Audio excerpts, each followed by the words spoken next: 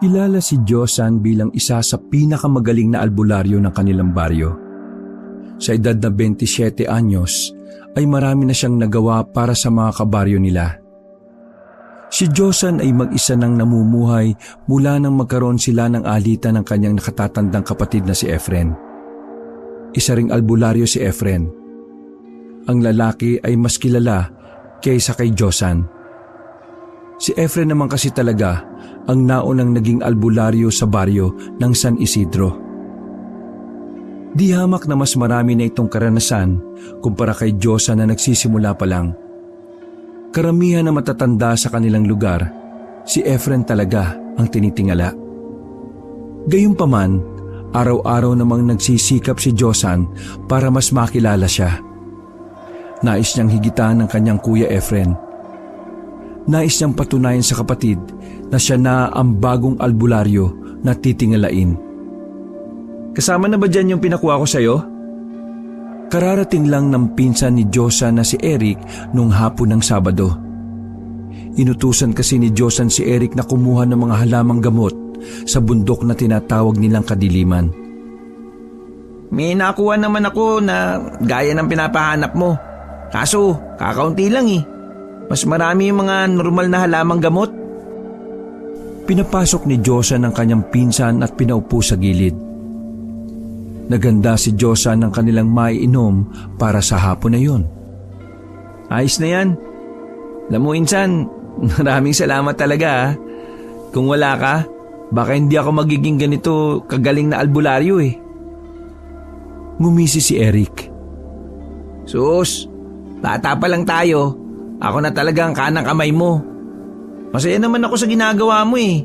Mas natutuwa pa nga ako sa pagiging alalay mo kaysa bumuo ng pamilya. Higit pa ron, maganda kitaan. Inabot ni Josan ng isang tasa ng kape at tinapay. Sigurado ka ba na ayaw mo magpamilya? Sa ngayon hindi ko alam.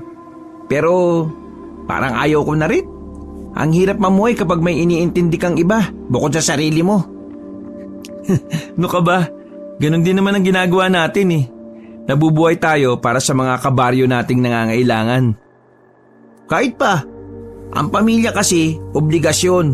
Ang ibang tao o mga kabaryo, hindi naman natin sila obligasyon eh. Ginagawa natin ito kasi gusto natin at kailangan din natin kumita. Oo na. Tama ka na. Baka makipagdebate ka na naman yan eh. Siya nga pala. Napadaan ka ba sa bahay ni Kuya Efren? Huminga ng malalim si Eric at tumingin sa kanya ng seryoso. Oo. Kaso, wala naman dun si Kuya Efren eh. Pansin ko nitong mga nakarang araw, mas nagiging abala siya. Lagi siyang wala tuwing dadaan ako eh. Sige, hayaan mo na. Ikaw naman kasi, bakit ba hindi mo nalang kausapin ng kuya mo? Magkasundo na kayo. Total, pareho nyo namang gustong matulungan ng mga taga San Isidro eh. At saka, ang tagal nyo na rin hindi nag-uusap no? Halos 5 taon na rin yata eh. Hindi ko alam kung kailan ko siya mapapatawad. Alam mo naman na ayaw ko sa lahat yung naglilihim sa akin eh. Hindi ko kayang isipin na tinatago niya sa akin ang katotohanan na pinatakas niya ang mga aswang. Alam niya mga aswang ang pumatay sa mga magulang namin eh. Pero bakit niya hinayaan niya na lang na makaalis? Ang masaklap pa, binigay niya pa yung nakakapagparami sa aswang. Ang tinutukoy ni Josan ay ang dugo na nakalagay sa garapon. Ang dugo na yon ay ang pinaniniwalaang may kakayahang makapagparami ng aswang. Bata ka pa noong pinatakas niya ang aswang ha? Pero 5 taon pa lang ang nakakalipas mula nang hilim niya sa akin ang totoong nangyari. Kaya hindi ko siya mapapatawad. Insan, baka naman may dahilan ng kuya mo kaya niya ginawa yun. Ewan ko, wala ko nakikitang ibang dahilan eh, kundi ang pagiging duwag niya. Naduwag siya, yun lang yun. Ay nako, ewan ko sa inyo. Ang gusto ko lang naman eh, magbati na kayong dalawa. Magbati? Mas malabo pa sa sabaw ng pusit yan no? Dahil hanggat hindi niya naaayos ang mali niya, hindi ko siya tatanggapin bilang kapatid ko. Kaya nga ako naging albularyo din eh, para hindi niya na ako kailangang protektahan. Ayaw ko magkaroon ng utang na loob sa kanya, no? Ay nako, tulungan mo na nga lang akong ilagay ang mga daon na nakuha mo. Kinuha na ni Eric ang malaking kaldero. Pumunta siya sa bakuran at nagsibak ng kahoy. Pagkatapos ay sinigahan na rin niya ng apoy ang mga nasibak nila. Habang naghihintay na kumulo ang tubig, naalala ni Eric ang pinakamahalagang bagay na sasabihin niya. Ay, oo nga pala. Total, nabanggit na rin naman sa usapan natin yung aswang. Insan, pinapupunta ka nga pala ni Konsyal sa bahay nila. Yung anak niya kasing babae, yung maganda, pero bobo. Parang sinapian daw ng kung ano eh. Alam mo, kutob ko, pinaglalaruan lang yun ng aswang. Binitiwan sandali ni Diyosa ng hawak-hawak na kahoy. Saping aswang? Oo, parang gano'n na nga siguro. Kaya nga pumunta tayo mamaya para malaman natin kung ano yung nangyayari sa babae. Sinubukan na raw ba nilang dalhin sa ospital? Base dun sa katiwala nilang si Aling Mumay, dinala nila nung nakaraan. Pero nagwala lang daw sa ospital tapos mag-isang umuwi sa bahay. Kaya ngayon, nakakulong daw sa kwarto. At sabi ni Konsyal, kapag tirik daw ang araw, ayaw na daw lumabas ng anak niya. O sige, puntahan kaagad natin mamayang gabi. Pinatunog-tunog pa ni Diyosa ng kanyang daliri. Kapag kasi tungkol sa mga aswang ang misyon nila, palagi siyang sabik na sabik. Matagal na kasi niyang pinapangarap na may makaharap na aswang. Mabilis na lumipas ang mga sandali at sumapit na nga ang gabi. Natapos na rin na magpinsan ang lahat ng kanilang ginagawa. Oras na ng kanilang alis para puntahan ang bahay ni Konsehal. Ang tagal mo naman sa banyo. Ano mong ginawa mo dun? Pag-alas 7 no? Ano? Ginawa ko? Malamang. Tumae. Niisip mo. Ikaw ano iniisip mong madumi Napapailing na lamang si Diyosan at nauna na lang ding maglakad. Nang makarating sila sa terminal, ay agad silang sumakay ng jeep. Hindi naman kalayuan ng tirahan ni Konsehal. Pero sadyang tamad lang talaga ang dalawa na maglakad. Halos 5 minutong biyahe lang ay nakarating na rin kaagad sila. Lumapit sila sa may gate ng malaking bahay. Masama ang tingin sa kanila ng lalaking gwardiya na nasa gilid. Magalang silang nagtanong doon. Magandang gabi po. Ako po si Josan. Isa po akong albularyo. Pinapatawag ako ni Konsehal. Sandaling tinanggal ng gwardiya ang kanyang itim na salamin. Tiningnan ng mabuti si Josan mula ulo hanggang paa. Hindi ka na kailangan. Umuwi ka na. Nagkatinginan ng dalawa sa sinabing yun ng gwardiya. Huminga ng malalim si Josan para ikalma ang sarili. Mawalang galang na po. Pero hindi nyo yata narinig ang sinabi ko Pinapatawag po ako ni Konsehal para sa anak. Makulit ka ba? Sinabi kong hindi ka na kailangan dito. Gusto mo Englishin ko pa? You are not needed here anymore. Ha? Sira yata tuktok nitong guard na to Ano bang gusto mo Ano Uy, sira ulo ka, kumalma ka. Baril sa kanya, lagis lang meron ka. Mabuti na lamang ay inawat agad ito ni Eric dahil nakaambang dudukot na sana ng baril ang gwardiya.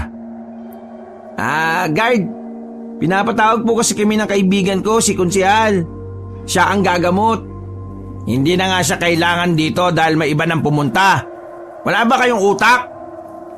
Nagsalubong ang kilay ni Josan. Alam na agad niya kung sino ang tinutukoy ng pangit na gwardiya.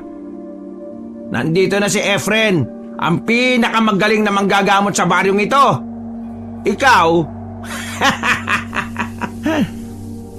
Tigilan mo nga ako sa panginsulto mo.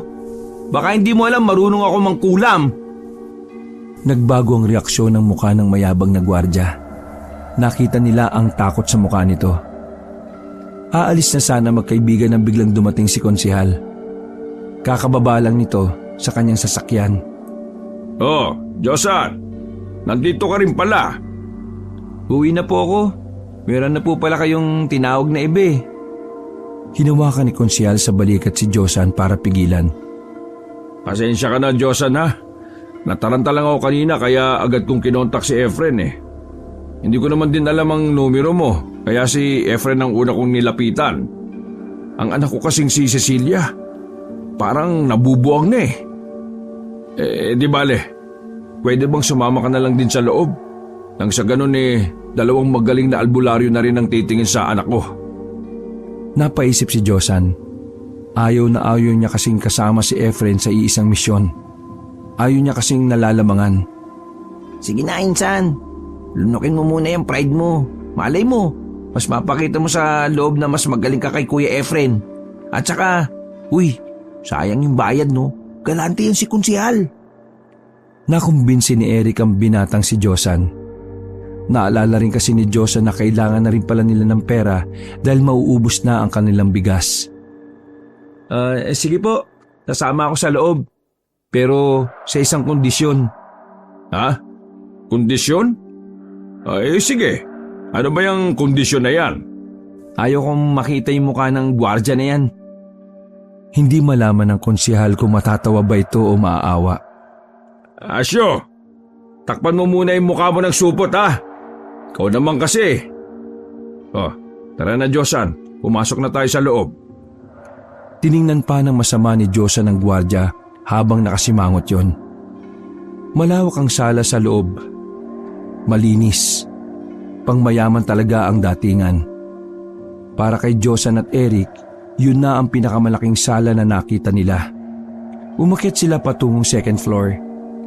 Nang makarating sila roon, tinulak ng konsehal ang isang malaking pinto. Bumungad sa kanila si Efren na may kung anong pinupunas sa noo ng babaeng si Cecilia. Napangiti naman si Efren na makita si Josan. Lumapit ito sa kanila. Konsehal, napakalma ko ng anak nyo. Kanina kasi nagwawala na naman. Wala na siyang makilala. Kahit pangalan niya hindi na niya alam. Ano nga kayang nangyari sa anak ko, no? Sinasapian ba yan ng demonyo o aswang? Ano nga ba? Nilapitan ng konsehal ang nagpapahingang dalaga. Hinaplos nito ang buhok ng babae. Hindi ko pa masabi kung siya ba ay sinasapian ng aswang o sintomas ng yanggaw. Parehong-pareho kasi ang mga sinyalis ng dalawa eh. Ikaw, Josan, ano sa tingin mo? Hindi sumagot si Josan at lumapit sa babae. Tiningnan nito ang mga daliri ng dalaga sa paa. Malaki ang tsansa na niyanggaw ang babaeng ito. Nabigla ang kanyang kuya sa kanyang sinabi. Hindi kasi inakala ni Efren na sa simpleng tingin lang ay may malalaman kagad siya. Paano mo nasabi na maaaring nayanggaw nga siya? Hindi pa ako nakakita ng taong sinapian ng aswang. Pero ilang beses na ako nagkaroon ng kliyente na sinasapian ng iba't ibang uri ng elemento. Lahat sila, nangingitim ang labi at ang ilalim ng mata. Pero ito, ang nangingitim ang daliri sa paa. Pero hindi mo ba nakikita? Nangingitim din ang labi at ilalim ng mata niya. Malaki rin ang tsansa na sinasapian nga siya. Kinakabahan na si Eric nung mga sandaling yon. Alam niya kasi na magkakaroon na naman ng debate sa pagitan ng dalawa niyang pinsan. Nangingitim ang ilalim ng mata niya at labi. Pero malakas ang hinala ko na dahil yan sa ilang araw na siyang walang maayos na tulog. Ang labi naman niya, maaring epekto ng mga gamot na pinapainom sa kanya bago pa siya matingnan ng albularyo. Isang tabi natin yung dalawang yan. Dito tayo dumako sa mga daliri niya sa paa. Ngayon pa lang ako nakakita ng taong niyanggaw. Pero matagal ko nang pinag-aaralan ng iba't ibang palatandaan ito. Ayon sa aking pagsasaliksik, umiitim ng bahagya ang daliri ng tao sa paa. At kapag nagsimula na rin siyang maglaway at kumilos na parang walang utak o yung nababaliw. Sa daliri sa paa kasi unang bumababa ang ginamit na pangyanggaw dahil paa ang pinakamababang parte ng katawan ng tao. Naiipon yun sa mga daliri ng ilang araw habang papalabas pa lang ang ibang karaniwang sintomas. Sa oras na umitim na ng bahagya ang kanyang daliri sa paa, ibig sabihin lang nun ay nagsisimula ng kumalat ang yanggaw sa katawan ng biktima. Naiintindihan ko ang nais mong puntuhin. Sa katunayan, alam ko rin ang bagay na yan, pero huwag din nating isantabi ang ibang maaaring dahilan kung bakit nangingitim ang kanyang daliri sa paa. Magdadalawang linggo ng ganito ang anak ni Konsehal. Bago tayo tumingin sa kanya, madalas siyang magwala. Maaari ding nalamog ang daliri niya sa kakatakbo kaya nangitim ito ng bahagya. Pwede rin na dahilan sa kakatalon. Kahit sinong tao na tatakbo ng nakapaan ng isang buwan, hindi mangingitim ang daliri niya. Kahit pa tumalon-talon ka ng paulit-ulit, hindi basta-basta makakapasa ang daliri sa paa dahil hindi ito kagaya ng ibang parte ng katawan na sensitibo. Kaya nga nilagay sa paa ang daliri dahil kaya niyang tumagal sa mga sitwasyon na mas magagamit siya. Pero ang taong pinag-uusapan natin dito ay hindi na normal. Ibig sabihin, iba na ang lakas niya kumpara sa dati na siya ay normal pa lang. Ang lakas ng pag-apak niya sa semento ay padabog at ang talon niya ay mas mataas kumpara noon. Kaya papaano ka nakakasiguro na hindi maaaring malamog ang paa o ang daliri ng babae? Isa pa, hindi basta babae si Cecilia. Anak mayaman siya, makinis ang kutis, niwala ngang kalyo sa paa eh. Kita mo naman, di ba? Kaya papaano mo sasabihin sa amin na yan ay dulot ng pangyayanggaw? Huminga ng malalim si Josan. Batid niya na sa puntong yon, sinusubukan ng kanyang kapatid ang kanyang kahusayan sa pagiging albularyo. Bagay na mas lalong naging dahilan para mas pag-igihan niya pa. Konsehal, ilang araw na mula nang nagwala siya. Nung una nagwala siya bigla. Pero nasa katinoan pa siya noon. Pero nung pangalawang beses, iba na siya eh. Wala na siyang nakikilala. Dinala namin siya sa ospital pero umuwi na mag-isa. Nakapaa? Hindi, naka-rubber shoes siya. Pagkatapos nun, anong ginawa niya? Nagwala siya. Kapag inaawat namin, tumatakbo palabas. Ilang araw bago niya naisipang igapos? 4 na araw mula nang tumakas siya sa ospital. Ginapos na namin. Nananakit na kasi siya eh. So nakagapos lang siya hanggang ngayon? Hindi niyo siya pinatakas? Hindi. Tumingin si Josan sa kanyang kuya. Paano ba yan? Panalo ko. Ha? Paanong panalo? Mga nasa 2 araw lang siyang nagwala, nagtatatakbo at tumatalon. At sa mga araw pa na yon, medyo hindi pa ganun lumalabas ang sintomas. Kaya malabo na malakas na siya nun. Isa pa, 4 na araw na siyang nakaratay. Kung nalamog ang paa niya sa 2 linggo, dapat wala ng pasa. Ibig sabihin lang nun, ang pangingitim ng kanyang daliri sa paa ay dahil sa yanggaw. Yun lang ba ang basehan mo para sabing na yanggaw yung biktima? Umiling si Josan. Naglakad si Josan sa gitna ng kama at tiningnan ng babaeng mahimbing na natutulog. Hinawakan ni Josan ang pulsuhan ng babae. Eric, mag-timer ka nga. Hinanda naman agad ni Eric ang relo nito. Binilang ni Jason ang pulso ng babae sa loob ng 10 segundo. Masyado mabilis ang pulso ng babae kaya naman naka-30 ang pulso yon. 30 tibok sa palapulsuhan sa loob ng 10 segundo. Masyadong mabilis. Alam mo naman siguro na ang ginagamit na pangyayanggaw ay nakapagpapabilis din ng tibok ng puso at pulso ng tao.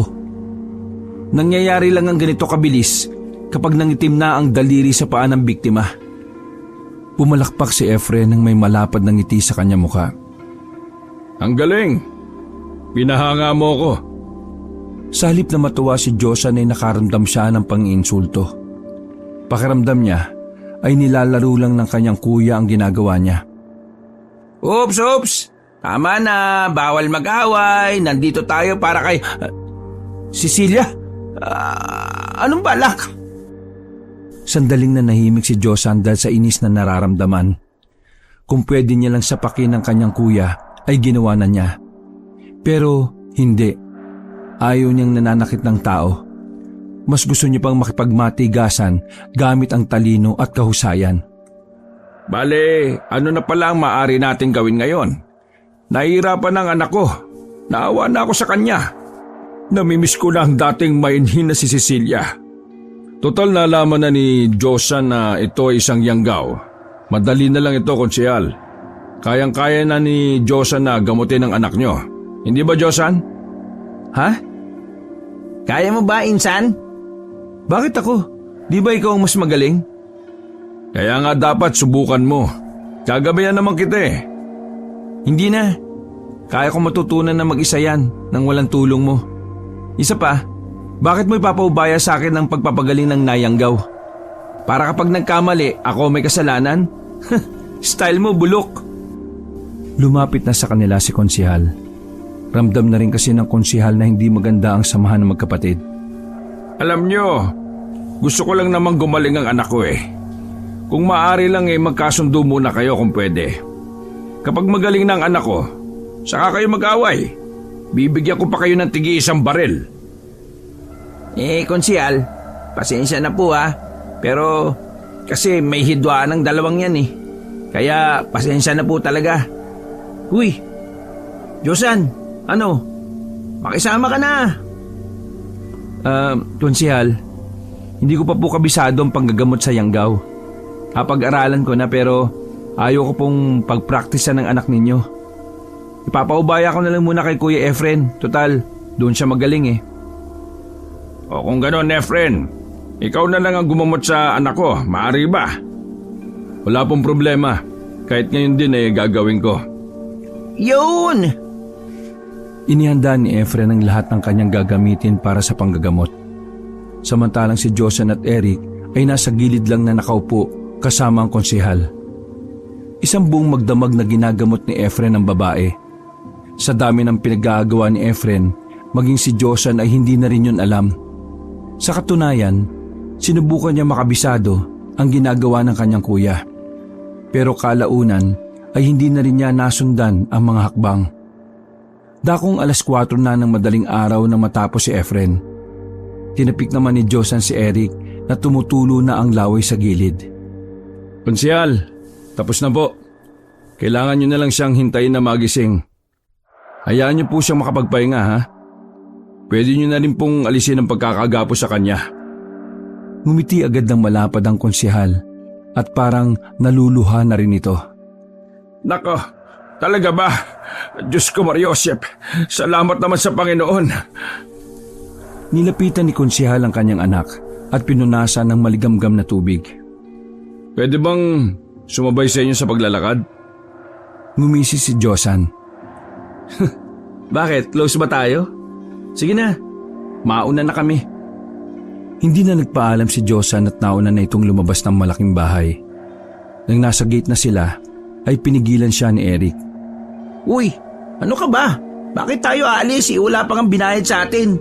Nakalimutan mo na bang wala na tayong panggastos? Anong gusto mo? Sumabay tayo ron?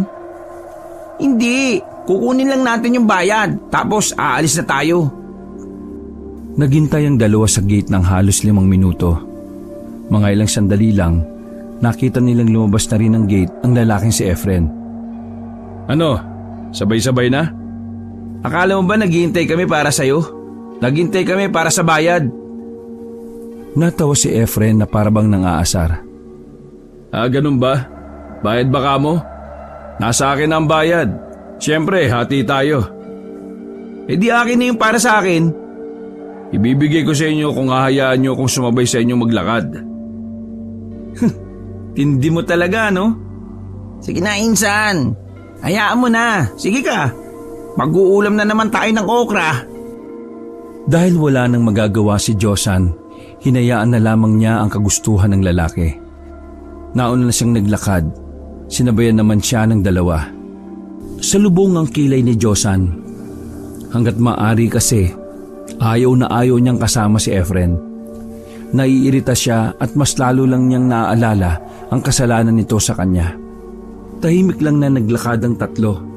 Wala rin naman kasing masakyan kaya tiniis na lamang ni Josan ang presensya ng nakatatandang kapatid. Josan, ngayong magaling na si Cecilia, interesado ka bang malaman kung sino yung manggaw sa kanya?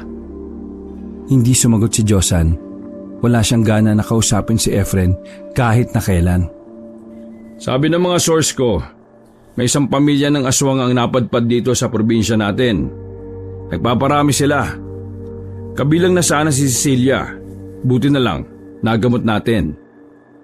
Huminto bigla si Josan. Nagulat naman si Eric. Alam ni Eric na mag-aalburuto na naman ang kanyang pinsan. Alam ba kung bakit may isang pamilya ng aswang na nagpaparami ng bilang? Nanihimik lang si Efren. Gayunpaman, alam na niya ang susunod niyang maririnig. Kasi, hinayaan mong makatakas yung nag-iisang aswang na lang sana.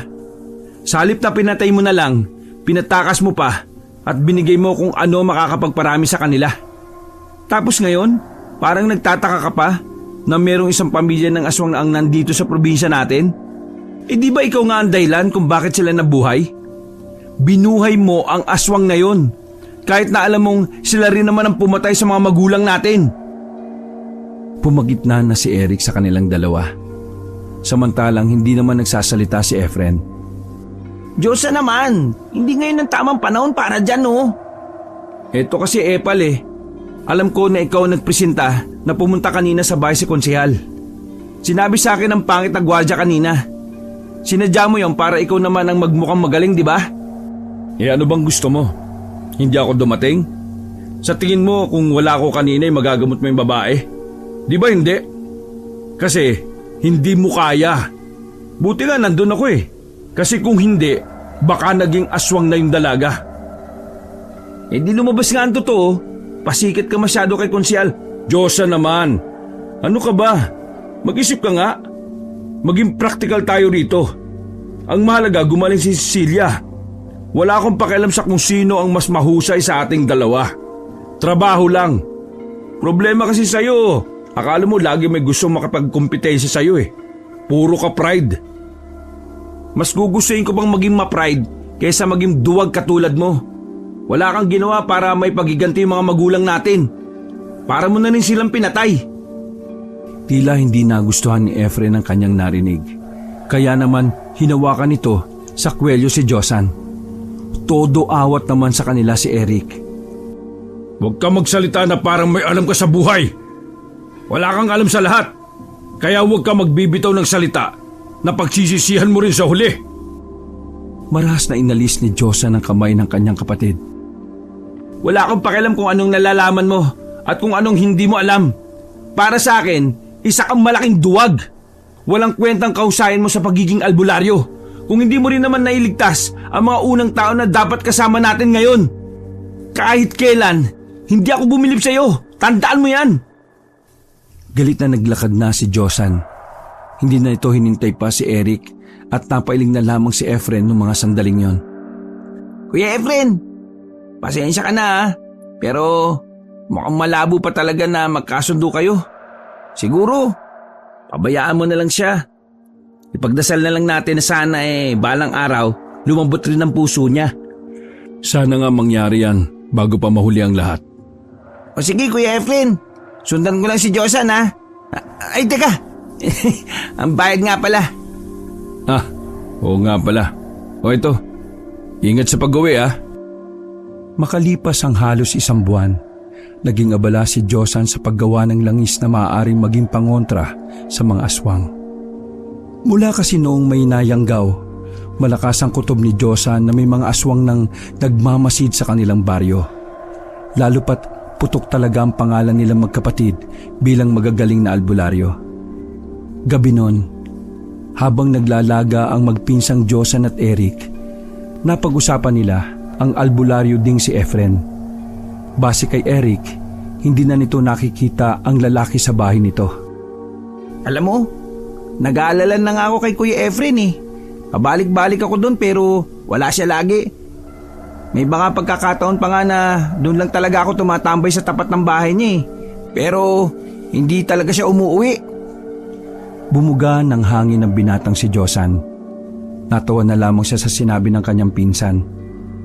Sino ba kasing nagsabi sa'yo na bantayan mo siya? Wala lang. Sinisuguro ko lang na na pareho lang kayong okay. Kay Kuya Efren ka na lang kaya sumama. Ito naman, nagtampo ka agad. Siya nga pala.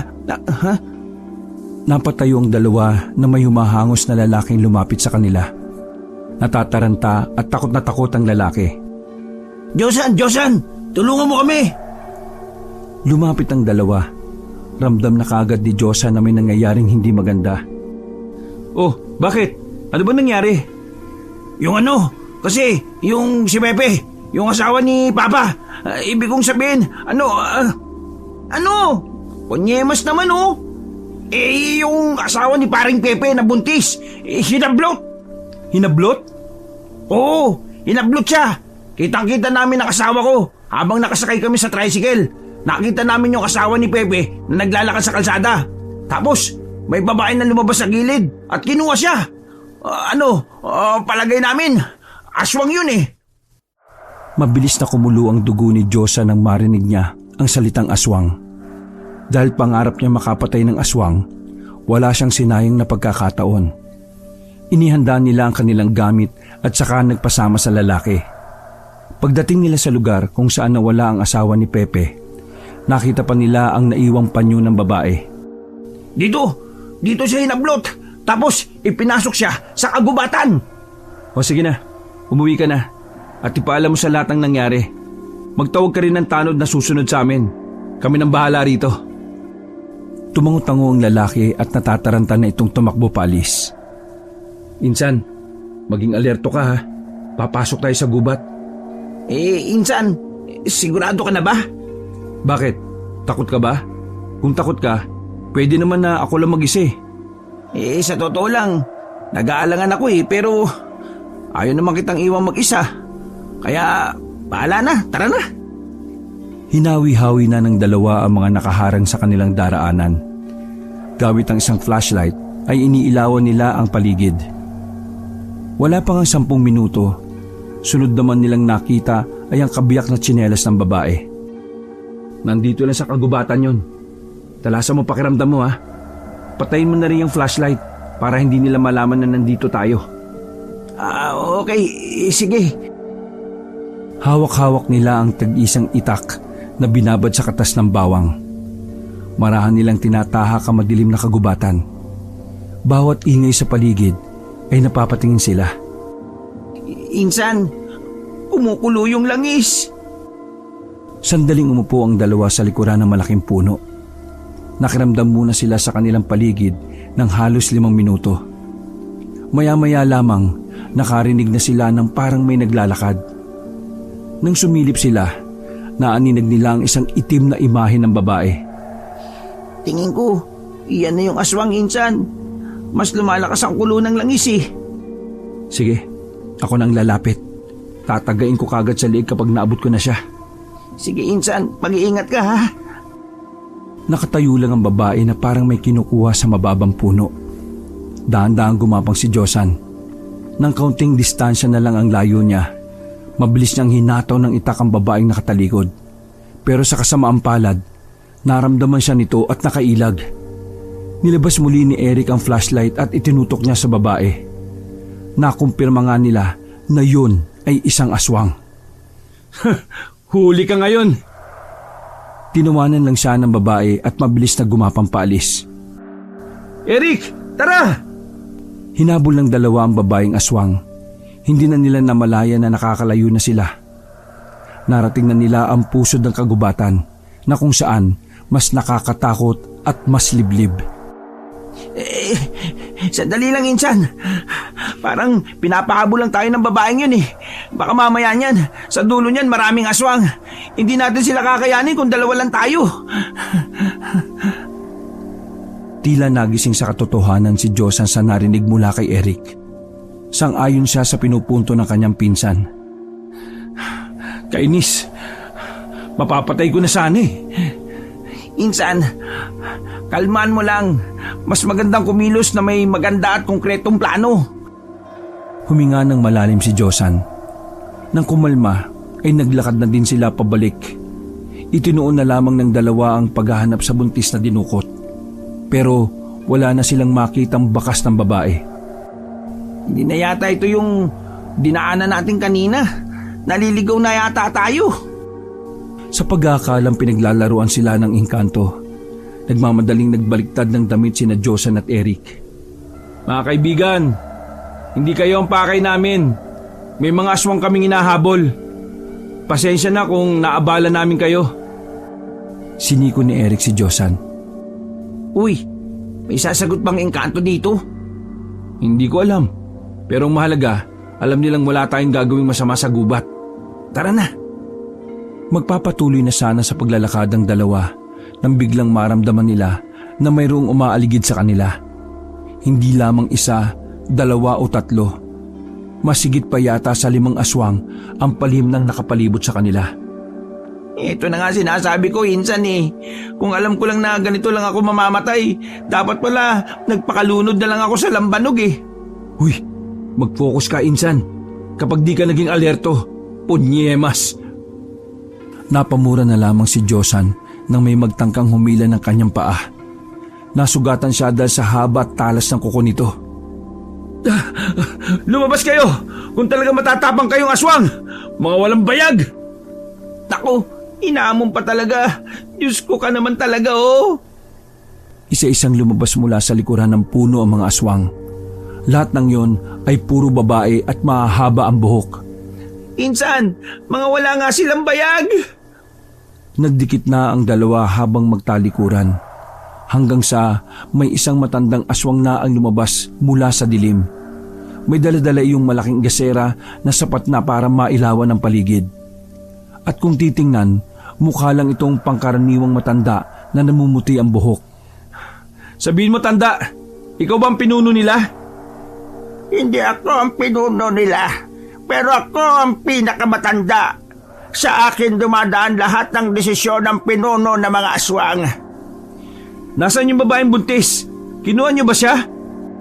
Ramdam na ang pagkabahala sa tingin ni Josan. Ngunit dahil ma-pride siyang tao, hindi niya yung pinapahalata. Hindi siya magpapasindak kahit pa napapaligiran na siya ng mga babaeng aswang. Mga iho, umuwi na kayo. Hindi namin kayo sasaktan basta huwag na kayong makikialam. Ikaw, hindi ikaw ang gusto naming mawala. Total, wala ka namang alam sa dugo ng dakilang aswang. Ang kapatid mo lang na si Efren ang may alam ng lahat. Kaya naman, dapat siyang mamatay. Wala akong pakialam kung patay niyo siya o hindi. Ang mahalaga sa akin, mapatay ko kayong mga aswang na pumatay sa mga magulang ko. Akmang itataas na ni Josan ang itak, ngunit pinigilan ito ni Eric. Ano ka ba? Akala ko ba mahusay ka? Bakit hindi ko maramdaman ngayon na may utak ka? Kumalma ka nga. Pagpapatiwa ka lang gagawin mo kung papalagan natin yan. Nay, pasensya na ho ha. Hindi ho kami papalag. Tama ang kasama mo. Wala kang laban sa amin. Masyado ka pang bagito, di gaya ng kuya mo. Hindi mo pa natututunan na minsan kailangan mong tanggapin na talo ka. Nang sa ganon ay mabuhay ka pa rin. Sobrang higpit ng hawak ni Josan sa dulo ng itak. Kahit na galit siya, wala siyang nagawa kundi tanggapin ang katotohanan na wala siyang magagawa sa oras na yon. Sa ngayon, hindi namin kayo gagalawin. Pero sa susunod na haharang kayo sa mga gusto naming mangyari. Hindi ako magdadalawang isip na patayin kayong dalawa. Mga kasama, umalis na tayo. Wala na tayong dapat pang isipin dito. Kaswal na umalis ang matanda kasama ng iba pang babaeng aswang. Tila malaking sampal naman sa mukha ni Josan ang sandaling yon. Nahihirapan siyang aminin sa sarili niya na hindi niya pa talaga kayang humarap sa mga aswang. Nasa kanilang dalawa ni Efren, si Efren talaga ang may kakayahang lumaban sa mga nilalang na yon. Insan, ayos lang yun. Ang mahalaga, buhay tayo. Makakapag-isip pa tayo ng paraan kung paano tayo bibira sa susunod. Bakit ganun? Bakit pati ang mga aswang mababa rin ang tingin sa akin? Bakit? Sinuntok ni Josan ang katawan ng puno sa sobrang sama ng kanyang loob. Alam mo ba kung bakit? Yung puso mo, punong-puno ng inggit at galit. Ang puso ni Kuya Efren, busilak, malinis at makatao. Walang lumabas na salita sa bibig ni Josan dahil sa kanyang mga narinig. Sige na, tumayo ka na dyan. Huwag kang umastang bata na parang inagawan ng candy. Tandaan mo, nababawasan ang pagiging cool na albularyo mo sa kakaganyan mo eh. Tara na! Hindi nahanap na magpinsan ang katawan ng babaeng buntis Pero kinabukasan, nabalitaan na lamang ng dalawa na patay na pala ang buntis. Natagpuan ng mga tanod ang buntis na nakalambitin sa puno. At ang masahol pa rito, wala na ang 7 buwan na sanggol sa sinapupunan nito. Bukas ang tiyan, nakalaylay ang mga natitirang laman loob. Napahigop na lamang ng kape si Josan habang sila ay nasa bakuran. Tensyonado si Josan. Akala niya ganun lang kadaling hanapin ng mga aswang. Pero dahil sa nangyari, napatunayan niya na ibang level talaga ang kanyang kuya kaysa sa kanya. Samantalang siya ay magaling lamang sa panggagamot at pagpapalayas ng mga elemento. Uy, Josan! Nakita ni Josan at Eric ang galit na galit at umiiyak na lalaking si Pepe. Pero saan binuksan ng lalaki ang kawayan na gate at pumasok ito sa bakuran. Sandaling binitiwan ni Josan at Eric ang iniinom na kape. Akala ko ba magaling kang albularyo, ha? Akala ko ba ikaw tagapagligtas, ha? Ano nangyari? Namatay ang asawa ko at wala ka nagawa bilang albularyo. Wala ka palang kwente. Buti pa si Efren, nagawa niya ipagtanggol ang baryo noon laban sa mga aswang. Ikaw, wala kang ambag sa kaligtasan ng lahat. Kung sana nandito lang si Efren edi sana ligtas kaming lahat. Pero ikaw lang ang nandito Napakamalas ng baryong ito kapag ikaw nandito. Manahimik ka nga! Tanga! Lakas ng loob mong lumusob dito para sisihin si Josan? Bakit? Asawa ba ni Josan ang asawa mo? Di ba asawa mo yon? Kung di ka ba naman tanga at inutusan mo ang asawa mong buntis na bumili ng alak sa kabilang baryo. Tapos ngayon napahamak, isisisi mo sa iba? Kasalanan mo yun, uy! Irresponsable kang asawa. Ikaw ang walang kwenta. Ikaw ang walang silbi. Gago ka! Oo, tama na. Sige na, tinatanggap ko galit mo. Hayaan mo, gagawin ko ang lahat na makakaya ko para makabawi. Gagawin ko makakaya ko para mabigyan ng hustisya ang pagkawala ng asawa at anak mo. Wag na! Ayaw ko umasa sa hilaw na albularyong tulad mo. Pweh! Padabog na umalis ang lalaking si Pepe. Nanggagalaiti naman si Eric dahil sa galit. Sira ulo yun Kala niya siguro madali lang maging albularyo. Pagtingin ni Eric kay Josan ay napansin niyang tila may namumuo ng tubig sa gilid ng mata nito. Ang unang pagkakataon na nakita niya na si Josan ay umiiyak. Pagpasok ni Josan sa loob ng kanilang bahay ay umupo kagad siya sa harapan ng lamesa. Napasabunot na lamang ng ulo ang lalaki at umiyak na parabang isang bata. Hagulgol ito at halos maririnig na sa labas. Bakit? Lahat namang ginawa ko para maging mahusay na albularyo. Bakit ganun ang tingin nila sa akin? Porque hindi ko kayang labanan ng mga siraulong aswang na yan. Lahat ng magagandang ginawa ko para sa baryong ito mabubura lang ng dahil sa nangyari. Bakit? Bakit laging nasa anino lang ako ni Kuya? Ay, kainis naman. Huwag kang nga umiyak dyan. Para kang bata Umaabot ang boses mo sa labas Nakakaya. Ikaw, Eric, sabihin mo, ganun din ba ang tingin mo sa... Sinampal ni Eric ng malakas ang lalaking si Jonas, kaya ito natahimik. Natulala at nakahawak lang sa pisngi. Alam mo, hindi ko na nakikita yung cool na si Jonas. Nawala na ang angas mo Masyado ka ng emosyonal. Gumising ka, uy. Hindi ganyan ang pagkakakilala ko sa'yo, no? Oo nga naman. Napalingon ng dalawa sa bintana. Sa labas pala nun, ang lalaking si Efren. Bakit nandito ka? Kanina ka pa ba dyan? Oo, nakita ko lahat. Mula sa pagpahid mo ng sipon at pagsampal sa'yo ni Eric. Umalis ka rito! Kung di lang kung bakit mababa tingin nila sa akin Hindi yung pinansin ni Efren. Sa halip, pumasok ito sa pamamagitan ng nakabukas na bintanang yon. Josan, Eric, makinig kayo. Sinabi na umalis ka Sasapakin ko na yung mukha mo Manahimik ka muna. Nagpapakahinahon ako Importante ang sasabihin ko kaya makinig kayong dalawa. Ano ba yun, Insan? Magtitino ka ba o tatapalan ko buong mukha mo? Huminga na malalim si Efren at sumandal sa dingding. Nalalagay sa panganib ang buong baryo. Sa ilang araw kong pagmamanman, naalaman ko na dumarami na sila. Nangyayanggaw sila ng mga tao. Karaniwan sa mga biktima nila ay mga babae. Kuya Efren, yung dugo na sinasabi mo dati, yun na ba yung ginagamit nila sa pagpaparami ngayon? Nalin lang nila tayo. Pinalabas lang nila na ang silbi ng dugo na yon ay pagpaparami. Pero ang totoo, gamit ang dugo na yon, ay bubuhayin nila ang sinaunang aswang na matagal nang nakabaon sa kagubatan. At kapag nangyari yon, mas mahihirapan tayong iligtas ang bawat isa. Tika, ibig sabihin, sobrang bangis ng aswang ngayon? Sobrang bangis. Ang aswang na yon ang dating pumatay sa mga Kastila. Napatay lang ang aswang na yon dahil na rin sa mga sinaunang albularyo. Pero kamakailan lang, nadiskubre ko na may kakayahan pala silang buhayin ng aswang na yon. Kung nasa kanila na pala yung dugo na yun bakit hindi pa nila binubuhay? Dahil hiniintay pa nila ang pambihirang buwan, ang bilog na buwan at kulay dilaw. Ang buwan na sinasabi sa kanilang propesiya na kung saan lilitaw yon 3 gabi mula mamaya. Napalunok ng laway si Eric habang salubong ang kilay ni Josan. Kailangan natin mapigilan ng mga aswang. Para magawa yon, papatayin natin silang lahat at kukunin ng dugo.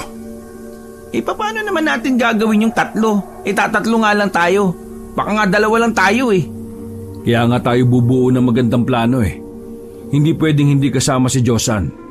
Kailangan ko ng isa pang albularyo na makakaintindi sa mga bala kong gawin.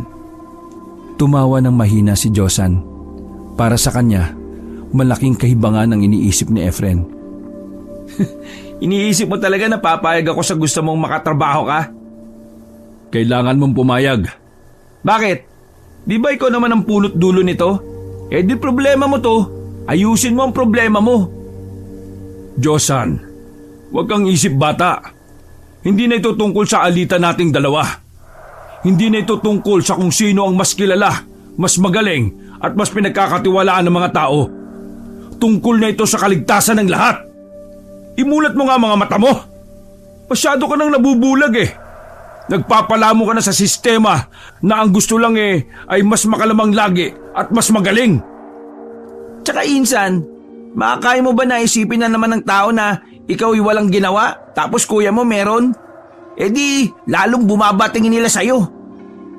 Josan, makinig ka. Alam kong malaki ang galit mo sa akin. Naramdaman mo na wala akong pakialam sa pagkawala ng mga magulang natin. Pero ito na rin ang pagkakataon para bigyan natin sila ng hustisya. Kung tutulungan mo ko, mas magiging matagumpay ang lahat. Kapag natapos na to, kahit kalimutan mo na ako bilang kapatid mo Basta, ibigay mo lang ang chance na ito para iligtas ang baryo natin at ang iba. Gusto mo akong gamitin para itama ang pagkakamali mo? Josan, kahit kailan yung ginawa kong desisyon ay hindi ko itinuring na pagkakamali. Masaya ako sa ginawa ko. Napatayo si Josan sa kanyang narinig. Tila nagpantig ang kanyang tenga. Masaya ka? Narinig mo ba ang sarili mo? Sabihin mo nga sa akin, ano ba talagang ginawa mo nun? Bumuntong hininga na lamang si Efren at ngumiti na maayos. Sige, sasabihin ko sa iyo ang totoo kapag natapos na ang lahat ng problemang ito. Pero ngayon, samahan mo lang ako. Pangako, mauunawaan mo rin ang lahat. Tila naging kalmado ang kalooban ni Josan sa mga sandaling yon. Nakita niya kasi ang sinseridad sa mukha ng kanyang kapatid. Umupo siya ulit at saka uminom ng tubig. Sige na, insan. Pumayag ka na kasi. Sige, papayag ako. Pero sa isang kondisyon. Anong kondisyon? Ayaw kong uutusan mo ako sa misyon na ito, Nagkatinginan si Efren at Eric. Kapwa nagkasinyasan ng dalawa. Yun lang pala di sige. Hinampas pa ni Eric ang lamesa sa sobrang tuwa.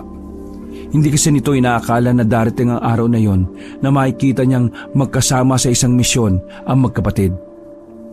Ayos! Sus! O di ano pang hinihintay natin? Anong una natin gagawin? Umupo na si Efren sa lamesa at magkakaharap na sila. May pagkailang pa rin ang nararamdaman ni Josan, pero sinasantabi na lamang niya yon para sa misyon at para na rin sa mga tao. Alam ko na ang kuta ng mga aswang, pero ang dapat na lang nating isipin ay ang plano natin kung papaano tayo lulusob at kung papaano natin sila mauubos ng isang biglaan lang. May nakaharap kami mga aswang sa gubat puro babae. Hindi sila bababa ng 7. Tingin ko, mas marami pa ang mga nasa kampo nila. Kaya mas maigi siguro na humingi tayo ng tulong. Paano? Kanino? Magtatanong-tanong tayo sa lugar na ito kung sinong gustong sumama sa laban. Total, mga mahal naman nila sa buhay ang nakasalalay rin dito Isa pa pala, masukal ang gubat. Mas mainam siguro kung hahanap tayo ng ibang daan papunta sa kuta nila. Yung kakaunti lang ang puno at halaman para kapag dumating ang puntong tagilid tayo, mas madali tayo makakatakas. Pansin ko kasi ginagamit ng mga aswang ang mga puno bilang bentahin nila Nahihirapan tayo makita sila kapag masikip ang lugar. Tumango-tango si Efren sa mga sinabi ni Josan. Humahanga ito kay Josan dahil sa mahusay at matalino na pag-aanalisa ng mga bagay-bagay. Nagpatuloy ang usapan hanggang sa naplansya na nila ang ilang mga plano.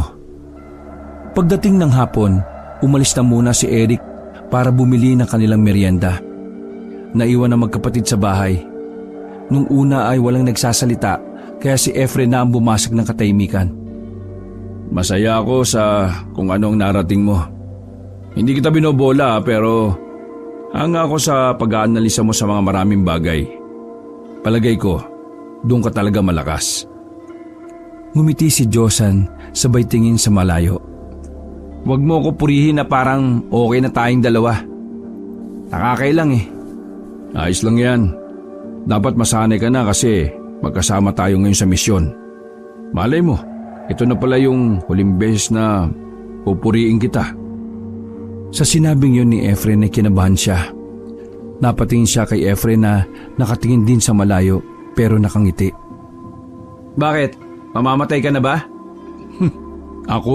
Mamamatay? Hindi Matagal ba matay masamang gamo-gamo? Pinagsasabi mong gamo-gamo. Damo yun. Joke lang. Pinapatawa lang kita Sus! Nang makabalik na si Eric ay nagmeryenda na rin sila. Kinagabihan ay umalis na rin si Efren dahil may kailangan pa itong asikasuhin. Lahat ng napag-usapan natin ay tandaan nyo O sige na, aalis na ako. Efren, maraming salamat Tahimik lang si Josan sa mga sandaling yon. Hindi pa rin niya kayang makisalamuha sa kanyang kapatid. Ganun pa man, hindi na yun pinilit pa ni Efren. Tinapik na lang nito ang balikat ni Josan at saka umalis na rin. Alam mo Insan, hindi naman sa minamanduan kita Ano kaya kung subukan mo ring tingnan na lang si Kuya Efren bilang kaibigan? Yung hindi bilang kuya baka sakaling gumaan ang pakiramdam mo. O sige na, magbabanyo lang ako. Naiwang napapaisip si Josan. Nakibit balikat na lamang siya at pumasok sa loob. Kinabukasan, alas 6:25 ng umaga. Nabulabog ang pagtulog ni Josan nang gisingin siya ng natatarantang si Eric. Agad siyang napabangon. Insan! May natagpo na namang 4 na buntis! Patay na naman! Ay gagi! Dali-daling nagbisi si Josan at tumakbo sila papuntang pamunuan ng barangay. Parang mga baboy na kinatay ang 4 na buntis. Nakasalansan yun sa gilid ng barangay. May nag-report sa amin na nawawala ng asawa kagabi. Tapos ito na yung nakita namin ngayong umaga. Inaswang na naman pala sila, paring Josan. Oh, bisit talaga mga aswang yan Yan ba yung albularing si Josan? Bakit wala siyang ginagawa? Bakit hindi niya kinakalaban ng mga aswang? Kasalanan to ng albularyong yan. Hinahayaan niya lang ang mga aswang. Ay nako, walang silbi. Nanahimik lang ang mga yon nang marinig ang pamilyar na boses.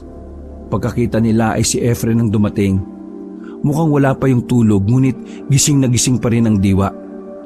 Manahimik! Uy, Kuya Efren! Walang magagawa mga paninisi nyo kay Josan.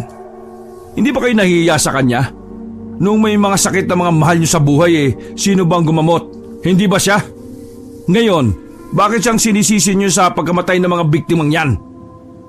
Kasi ikaw lumalaban ka sa aswang Bakit ang kapatid mo hindi? Dahil magkaiba kami.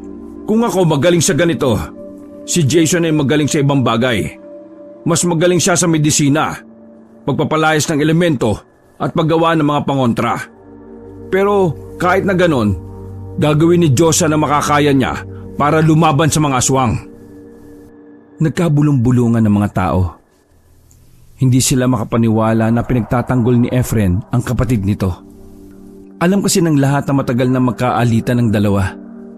Huwebes, kasama ko si Josan na lalaban sa mga aswang. Lalaban kami para sa inyo. Nagkaisa kami para sa baryong ito. Kaya nakikiusap ako sa inyo.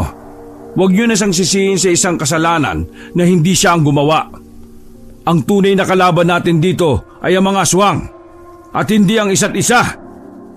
Hindi na malaya ni Josan na palihim na pala siyang nakangiti. Aminado siya sa sarili na natuwa siya sa sinabi ng kanyang kuya. Sa buong buhay niya, hindi niya naranasan na may isang kapatid ang magtatanggol sa kanya. Kaya mga kasama, hayaan niyong bumawi ako. Pwede ko bang makuha ang tiwala ninyo? Para sa baryo, para sa mga mahal natin sa buhay na biniktima nila. Mga kasama, samahan niyo ako. Naghiyawan ng mga tao. Tandaan ang pagiging sang-ayon nito sa magkapatid. Nung mga sandaling yon, nabuhayan na ng loob si Josan. Handa na siyang lumaban, hindi para sa papuri, kundi para sa lahat. Dumating ang araw ng Huwebes. Sumapit na ang gabi at naghahanda na ang bawat isa sa kanilang paglusob. May mangilan-ngilan na rin silang naimpluwensya na kalalakihan para sumama sa kanilang laban. Lahat ng mga sumama ay may kanya-kanyang dalang patalim. Meron pang may dala ng tirador. Noong mga sandaling yon, kampante si Jonas na kakayanin nila ang mga aswang. Kitang-kita kasi sa mukha ng mga residente ang tapang at malasakit nito para sa baryo. Mga kasama, nagpapasalamat ako sa inyong paglahok. Sana nakapagpaalam na kayo ng maayos sa mga mahal nyo sa buhay. Hindi basta away o gulo ang pupuntahan natin. Ito ay laban sa pagitan ng dalawang nilalang, ang tao at ang aswang. Hindi sila basta-basta, matatapang at palaban sila. Kaya lahat ng sasabihin namin ni Jonas sa inyo ay yun lang ang gagawin nyo. Kami ang nakakalam ng mas makakabuti. Maliwanag ba? Tumango-tango lang ang mga kasama nila. Nang masigurong nasa maayos at tanda na ang lahat, sinimulan na rin nilang maglakad. Lumabas sila ng kanilang barangay. Umasok sila sa kagubatan ng mga sulo at mga lampara lang ang ilaw. Habang naglalakad sila, nararamdaman na ni Jonas na parabang natatakot na ang mga kasama nila. Ang iba kasi ay nagtutulakan kung sino ang mauuna. Kung natatakot na kayo, pwede naman kayo umuwi. Pero isipin nyo lang sana, kapag nanalo ang mga aswang at nasakop nila ang baryo natin, isa kayo sa mga may kasalanan. Oo nga! Duduwag-duwag Mga mahal naman ninyo sa buhay ang nakasalalay dito. Mga asawa at mga anak nyo. O sige na, tama na yan. Sa mga pinanghihinaan ng loob, isipin nyo lang ang mga mahal nyo sa buhay. Iaalay nyo sa kanila ang laban na ito. Muli silang nagpatuloy sa paglalakad. Maingat at tahimik lamang nilang tinatahak ang kagubatan. Tangi mga kuliglig at sayawan ng mga puno dahil sa malakas na hangin ang kanilang naririnig. Maya-maya, naramdaman ni Efren at Josan na mayroon ng umaaligid sa kanila. Iandaan niyo ang mga sarili niyo. May mga nakapalibot na sa atin. Mga 4. Sa sinabing yon ni Efren ay lalong natakot ang mga kalalakihan. Maging si Eric din na kanilang pinsan ay kinakabahan na rin. Kahit na anong mangyari, walang hiwalay. Bigla na lang may lumundag sa harapan ng isa nilang kasama. Mabuti na lang at alerto si Efren. Dali-dali nitong sinalag ang aswang at hinagupit yon ng itak. Nang tamaan ng aswang sa leeg ay napadistansya agad yon. Sinubukan pa ng aswang na umakyat sa puno pero dahil tumatagas na ang dugo sa leeg, muli itong bumagsak. Natulala at nagulat ang mga kasama nila nang masaksihan yon. Hindi nila inakala na ganun pala talaga ang pagpatay ng aswang. Hindi pa rin doon natatapos ang lahat. May dalawa pang nagtangkang umatake sa kanila. Hinila ang isang lalaki. Hinawakan yun nila Jonas para hindi yun mapunta sa madilim na parte. Laking pasasalamat ng lalaki na mahila siya pabalik. Nang makita ni Josan sa likuran ng puno ang isang aswang, hindi siya nagdalawang isip na hagupitin yun ng itak. Hindi na niya alam kung saan tinamaan ng aswang. Nakita na lang niyang humandusa yon nang tutukan niya ng lampara. Napatay din ni Efren ng isa pa, kaya isa na lang ang natitira. Takot na takot ang isang babaeng aswang nang makitang namatay ang kanyang mga kasamahan. Kailangan hindi makatakas ang isang aswang na yon. Makakapagsumbong yun sa mga kasama nila. Tara, habulin natin! Dali-dali silang umalis sa lugar na yon. Mabilis ang ginawa nilang takbo para lamang maabutan ng isang aswang. Kinuha ni Efren ng palaso at pana sa kanyang likuran. Kahit medyo madilim, hinulaan na lang niya kung papaano patatamaan ng aswang. Sinamahan na rin niya ng kaunting dasal. Pagbitaw niya ng palaso, napatigil sila.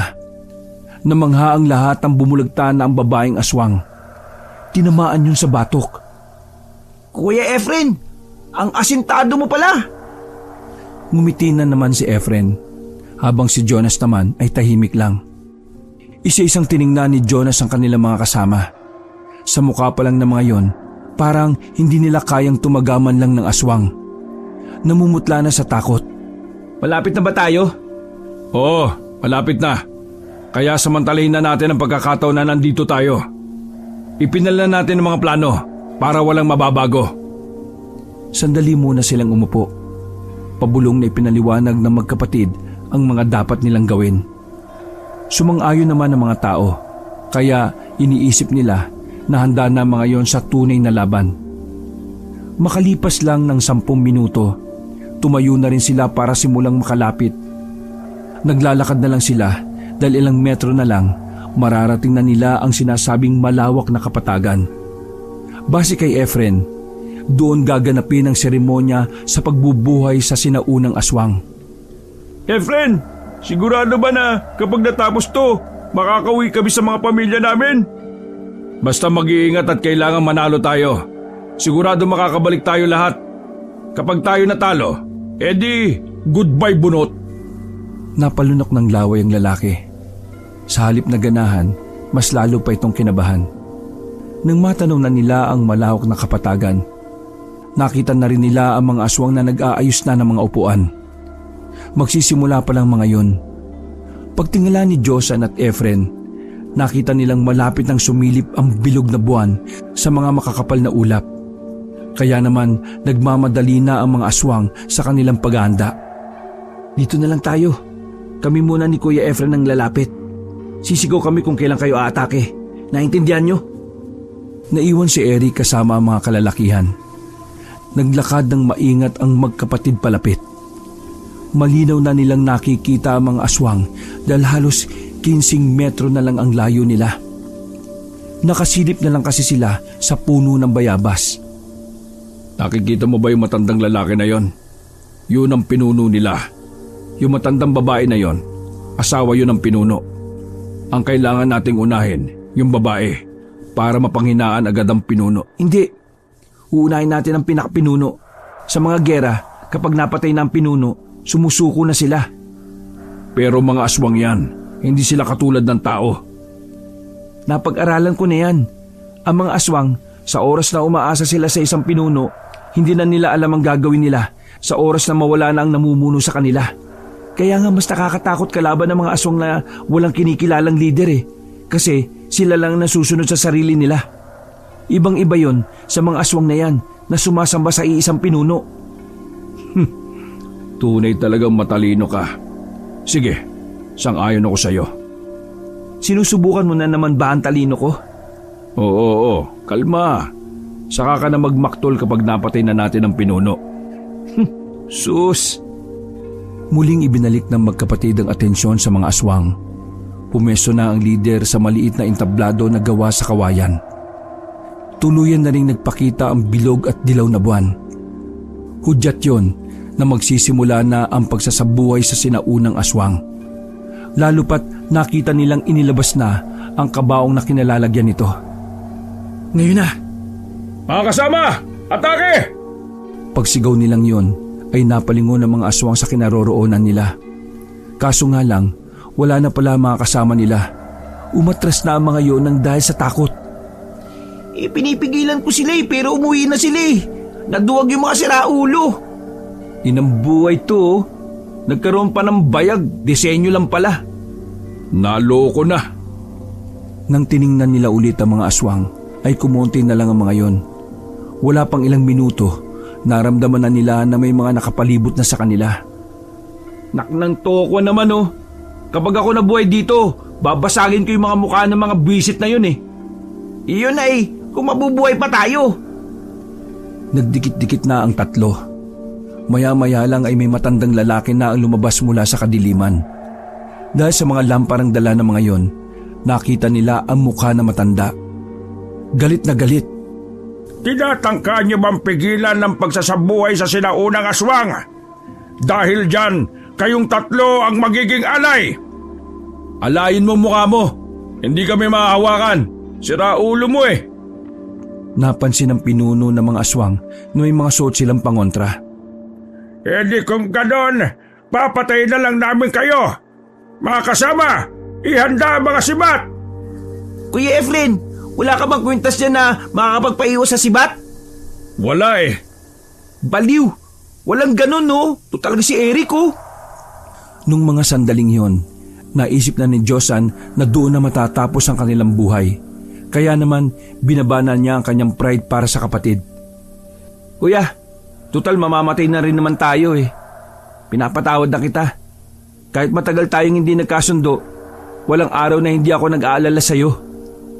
Ganun din naman ako kapatid Pasensya ka na. Mukhang hindi ko na masasabi ang totoong nangyari. Kita-kits na lang sa langit. Napapikit na lamang ang tatlo at tinanggap na nila ang kanilang kamatayan. Hanggang sa... Yuko! Nakarinig sila ng malalakas na putok mula sa kung saan. Napansin na lang nila na isa-isang nangisay ang mga aswang at bumagsak sa lupa. Basag ang bungo ng lider ng mga aswang at ang pinuno nito. Sa isang idlap lang, nalagas lahat ng mga aswang. Natira na lamang ang mga aswang na nasa malawak na kapatagan na siya rin namang nakatakas. Kumusta ka, Efren? Nagulat sila nang makita si Konsehal kasama ang anak nitong si Cecilia. Paano niyong nalaman ito? Mula kasi nang mapagaling mo ang anak ko, naging interesado rin ako sa mga aswang na yan. Pinaimbestigahan ko at natuklasan namin ang kuta nila. Nagkataon lang na nandito rin pala kayo.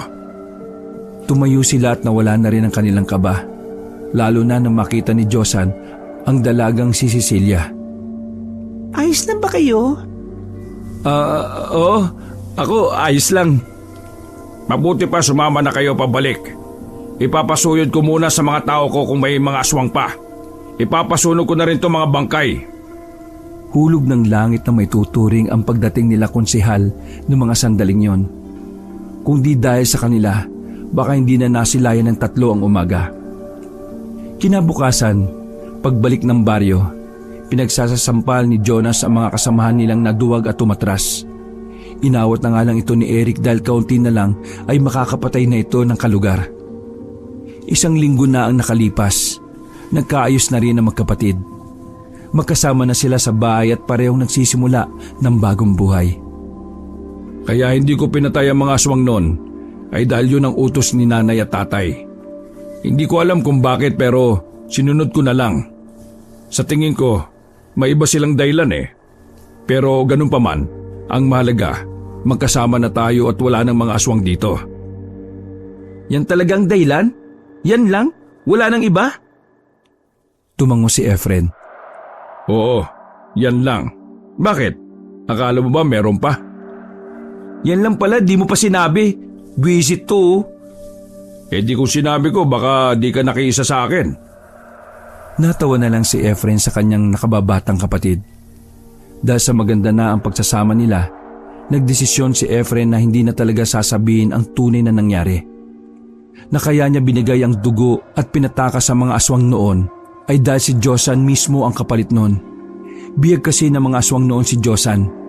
Sinugal ni Efren ang kaligtasan ng nakararami para lamang sa kanyang nag-iisang kapatid. Ayaw na ni Efren na malaman yon ng kanyang kapatid dahil ayaw niyang habang buhay sisihin ni Josan ang kanyang sarili. Ang importante kay Efren ngayon, kasama na niya ulit ang pinakamamahal niyang bunso. Wakas,